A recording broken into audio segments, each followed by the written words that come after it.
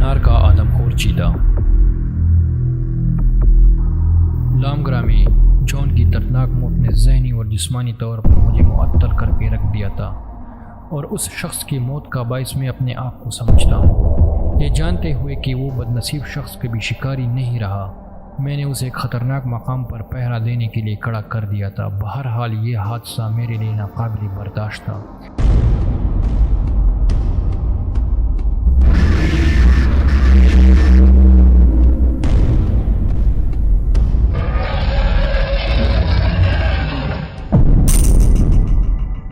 میں تقریباً 5 ماہ تک اپنے گھر پر آرام کرتا رہا۔ اس مدت میں پانار کے آدم خور چیتے نے کہاں اور کتنے افراد کو ہڑپ کیا، اس کا کوئی ریکارڈ سرکاری یا غیر سرکاری طور پر میرے پاس نہیں ہے۔ حکومت نے اس چیتے کے بارے میں نہ کبھی کوئی بلیٹن شائع کیا اور نہ ہندوستان کے اخبارات میں اس کے متعلق کوئی لفظ چھپا۔ اتنا معلوم ہے کہ ہاؤس آف کامنز میں اس کے بارے میں سوالات ضرور کیے گئے تھے، جن کا جواب قطعی غیر تسلی بخش تھا۔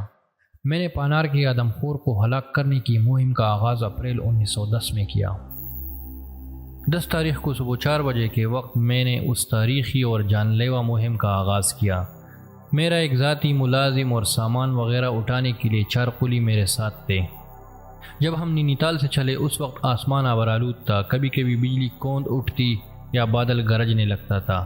میرے ساتھیوں نے دبی زبان سے کہا کہ بارش ہونے والی ہے، سفر ملتوی کر دیا جائے، لیکن میں نے انہیں ڈانٹا اور کہا کہ خواہ اولے ہی کیوں نہ برسے، سفر جاری رکھا جائے گا۔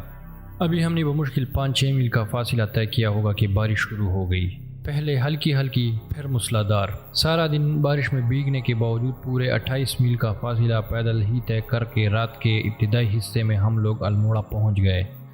میں نے ڈاک بنگلے کا رخ کیا اور چوکیدار نے عذراہ کرم فوراً ہی 2 کمرے ہمارے لیے کھول دیے۔ آگ جلا کر ہم نے اپنے کپڑے سکھائے، پھر ملازم نے کھانا تیار کیا۔ کھا پی کر ہم نے وہی فرش پر اپنی چادریں بچھائیں اور چونکہ بے حد تکے ہوئے تھے اس لیے چند ہی لمحوں میں خراٹے لینے لگے۔ صبح آنکھ کھلی تو سورج خاصی بلندی پر آ چکا تھا، لیکن نیند سے آنکھیں ابھی بھی بوجھل ہو رہی تھی۔ میرا ملازم پہلے ہی بیدار ہو کر ناشتہ تیار کر چکا تھا۔ ناشتے کے وقت ایک بندہ مجھ سے ملنے آیا جس کا نام پنوا تھا۔ حلیے سے وہ کوئی راج مزدور دکھائی دیتا تھا۔ وہ پانار کا رہنے والا ایک چاپلوس اور ڈیٹھ قسم کا ادھیڑ عمر آدمی تھا۔ میں نے اس کے ساتھ سخت انداز میں بات کی مگر اس پر اس کا کوئی اثر نہ ہوا۔ نہایت بدتمیزی سے ہنس اور کہنے لگا، میں تو سرکار کے درشنوں کے لیے آیا تھا، اپنے گھر کو جاتا تھا۔ میرا گھر وہی ہے صاحب، پانار کی وادی میں۔ ادھر سے گزر ہوا تو آپ کا سامان ڈاک بنگلے میں دیکھا، چوکیدار سے پوچھ کر اندر چلا جناب وہاں ایک آدم خور چیز نے بڑی آفت مچا رکھی ہے، ہزاروں کو پاڑ کر کھا گیا ہے اور ابھی تک اس کا پیٹ نہیں بھرا، نہ جانے دیو ہے یا کون بلا۔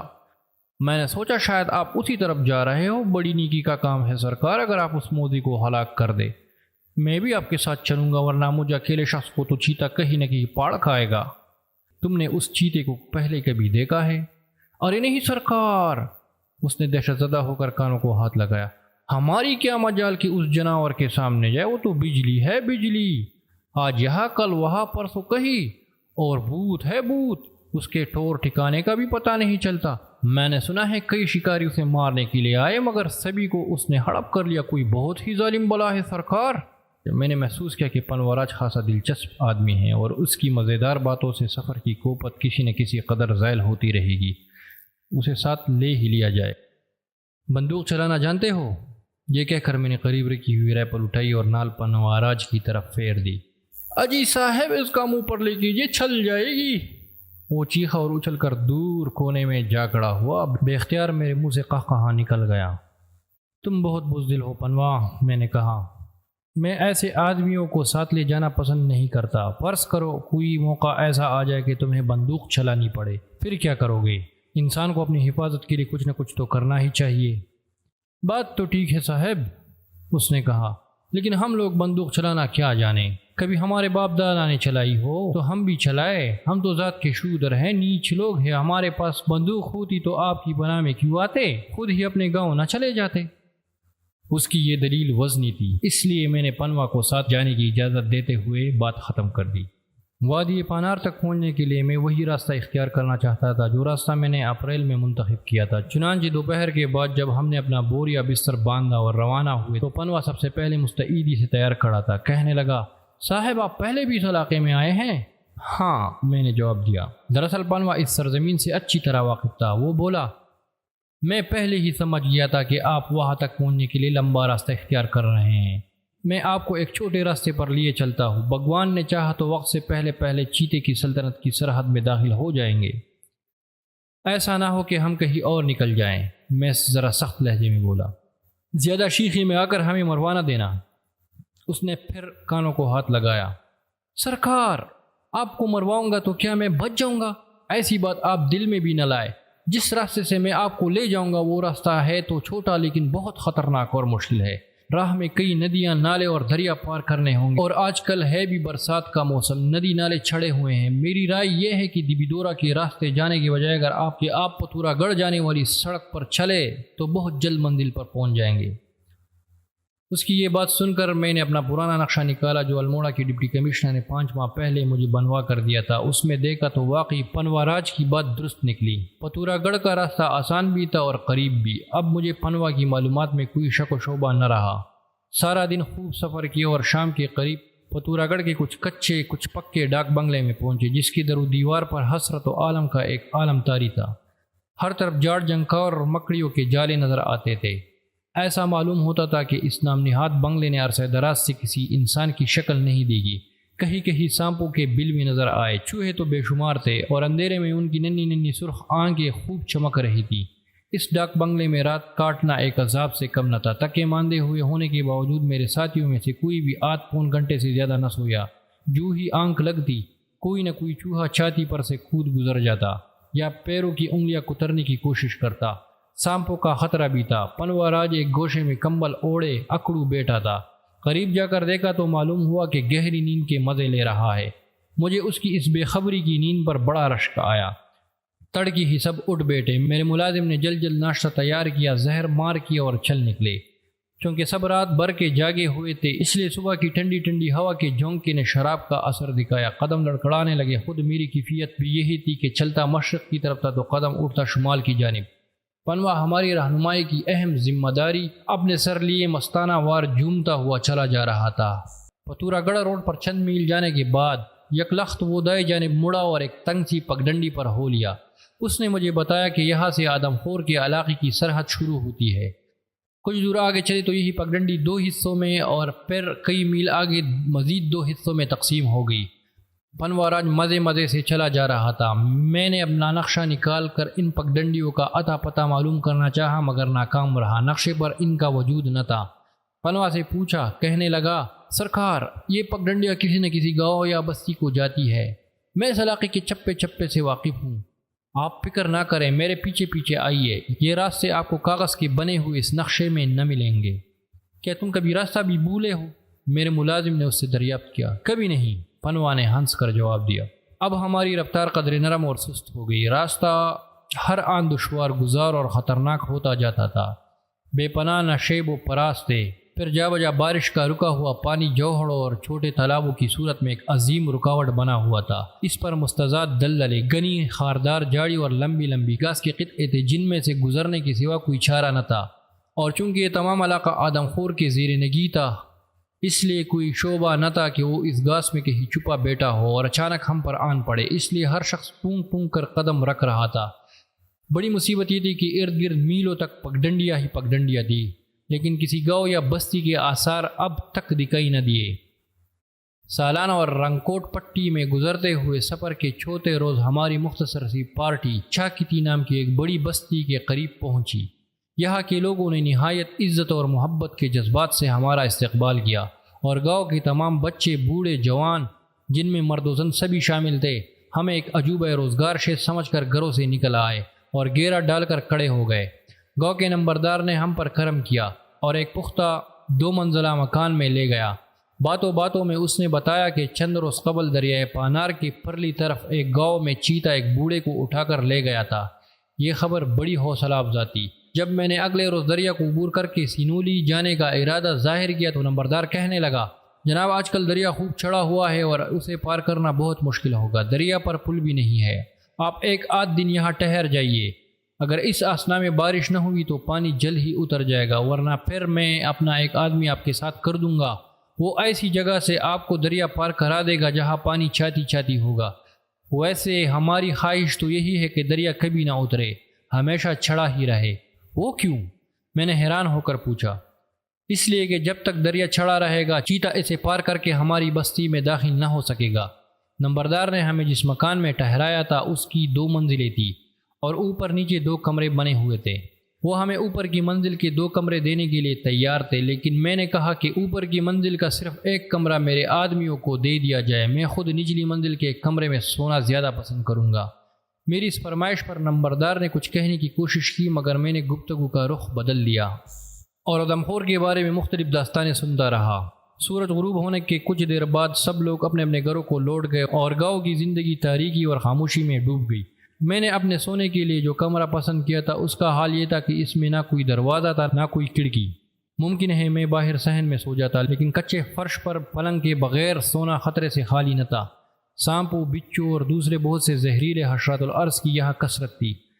صبح بیدار ہوا تو مجھ پر یہ راز آشکارا ہوا کہ یہ کمرہ ایک کوڑ کے مریض کا تھا۔ میں بڑی عجلت میں اپنا سامان اٹھا کر وہاں سے بھاگنے کے انداز میں نکلا۔ کماؤ اور الموڑا میں یہ مرض کثرت سے پھیلا ہوا ہے، ہر بستی اور گاؤں میں 5-10 کوڑی مل جاتے ہیں۔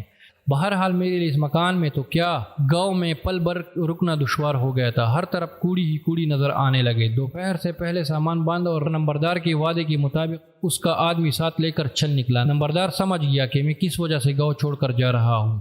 ہمارا رہبر چھوٹے قد، چھوٹے سر، نکلی ہوئی توند اور ٹیڑھی ٹانگوں والا بندہ تھا جس کے پیروں میں جوتے بھی نہ تھے۔ وہ راستے میں پنوا راج سے بے تکلف ہو گیا اور ایسا لگ رہا تھا جیسے پرانے یار ہوں۔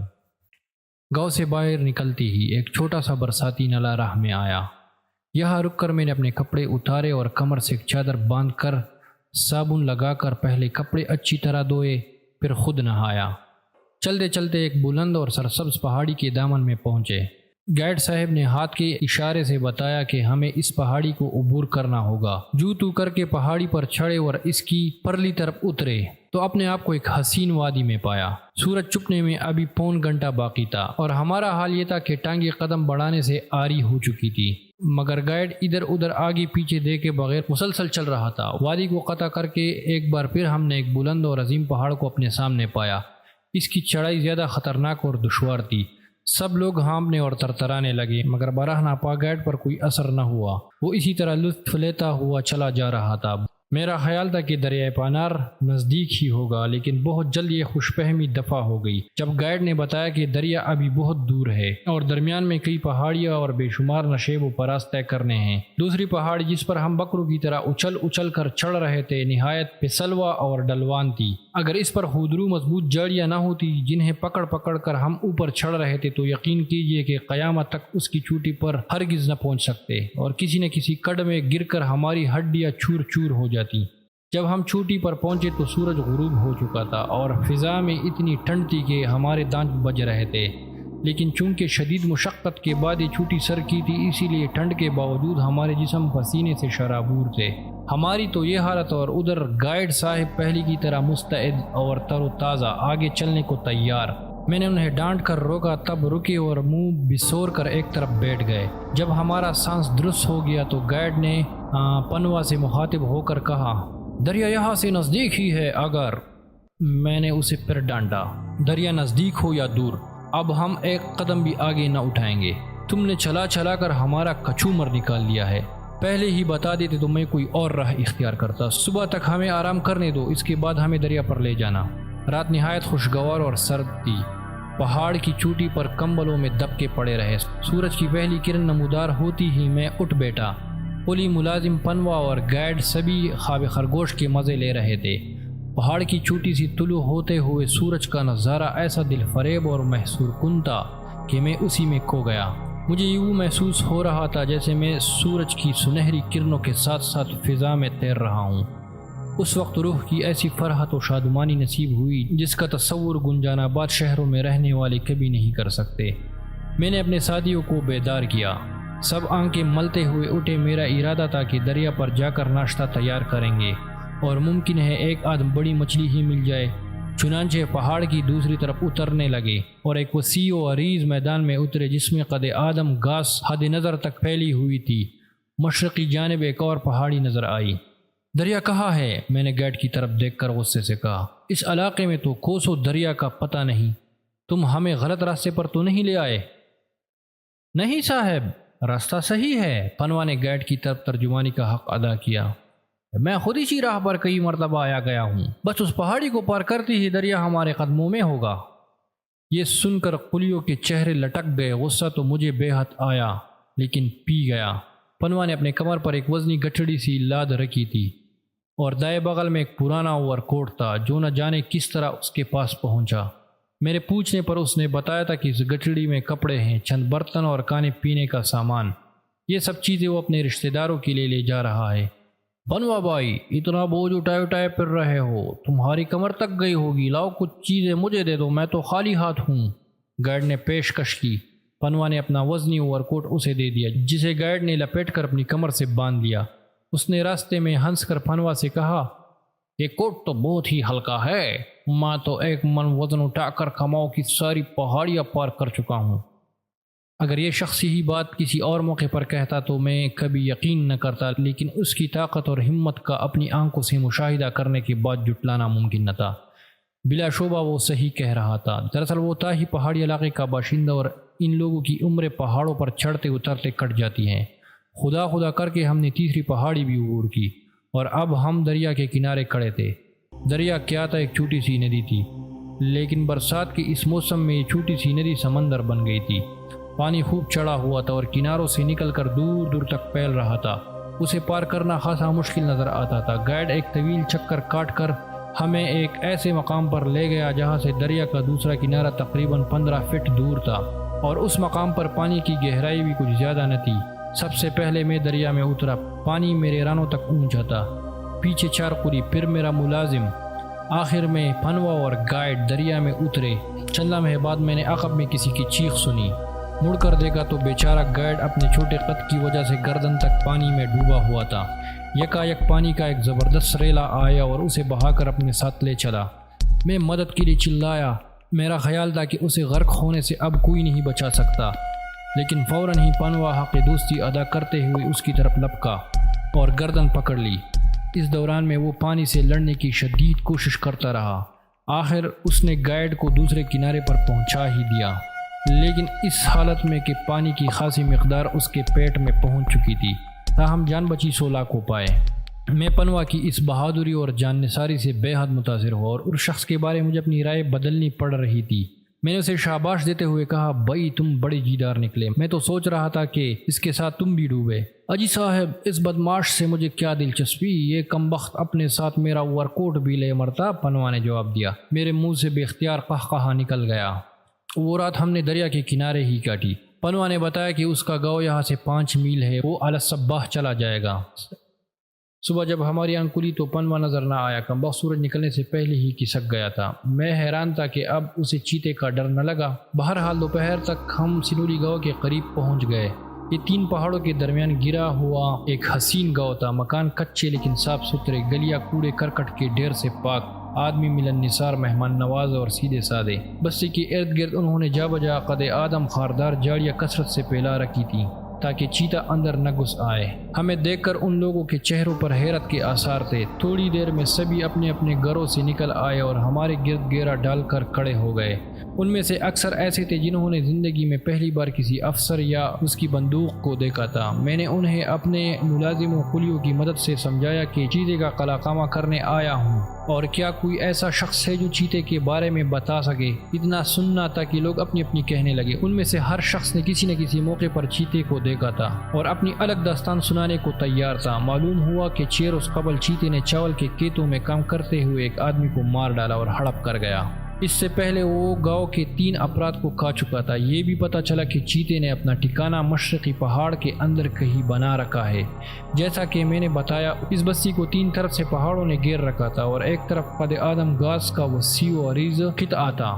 چند منٹ کے سرسری جائزے سے ہی اندازہ ہو گیا کہ چیتے کو سنولی کے گرد و نواح سے بہتر کوئی اور ٹھکانہ پورے کماؤں میں نہیں مل سکتا تھا۔ یہ علاقہ اس کے لیے نہ صرف بالکل محفوظ تھا بلکہ اس کا کھانا بھی یہاں وافر مقدار میں موجود تھا۔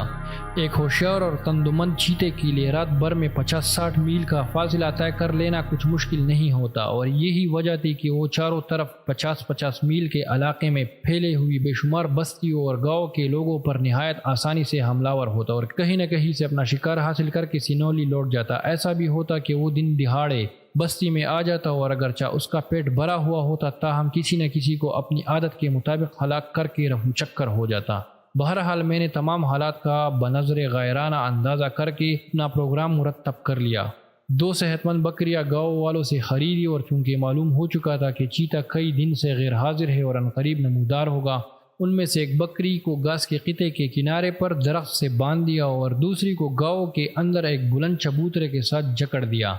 میرا خیال تھا کہ چیتا اسی شب گاؤں میں ضرور آئے گا۔ یہ چبوترا ایک وسیع مکان کا تھا جو نمبردار کی ملکیت تھا اور گاؤں کے شمالی سرے کا آخری مکان ہونے کے باعث غیر محفوظ تھا، اس لیے عرصے سے خالی پڑا تھا۔ نمبردار نے میری خواہش پر اس میں سے اپنا کاٹ کباڑ اور بچا کچا سامان اٹھایا اور اسے میرے لیے خالی کر دیا۔ سورج غروب ہوتی ہی گاؤں پر ہیبتناک سناٹا اور تاریکی مسلط ہو گئی۔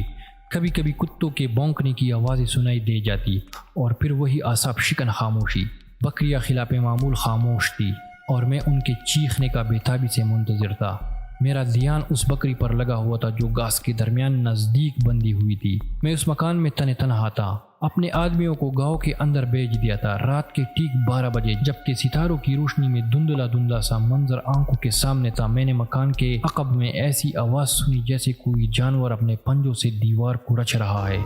جنگل میں پھیلے ہوئے وحشت انگیز سناٹے میں یہ آواز اتنی عجیب تھی کہ ایک لمحے کے لیے مجھ پر ہیبت طاری ہو گئی۔ اب میں نے اس عظیم خطرے کو پہلی بار محسوس کیا جو میرے سر پر منڈلا رہا تھا۔ نادان شکاریوں کی طرح میں نے اپنی حفاظت کا سامان کیے بغیر خود کو چیتے کے حوالے کر دیا تھا۔ فارمیشن ایسی تھی کہ وہ کسی بھی لمحے اچانک بجلی کی طرح مجھ پر آن پڑتا اور مجھے بلا شبہ مدافعت میں فائر کرنے کا بھی موقع نہ ملتا۔ چند ثانیوں کے لیے میں کان لگا کر یہ آوازیں سنتا رہا۔ کچھ یوں لگا جیسے چیتے کے بجائے کوئی اور جانور ہے۔ یکلخت چبوترے پر بندھی ہوئی بکری کی پتلی اور کانپتی ہوئی چیخ گونج اٹھی۔ میں لپک کر باہر نکلا۔ بکری کا اور میرا درمیانی فاصلہ بمشکل 25 فٹ ہوگا۔ میں نے فوراً ٹارچ روشن کی۔ کیا دیکھتا ہوں کہ قوی ہیکل چیتا بکری کو منہ میں دبائے لے جا رہا ہے۔ ٹارچ روشن ہوتی ہی وہ رکا اور مڑ کر میری طرف گھورنے لگا۔ ٹارچ کی روشنی میں اس کی آنکھیں ہیرو کی مانند چمک رہی تھی اور یوں نظر آتا تھا جیسے آنکھوں میں بجلی کوند رہی ہے۔ مجھ پر نظر پڑتی ہی چیتے نے بکری کو منہ سے نکال کر زمین پر ڈال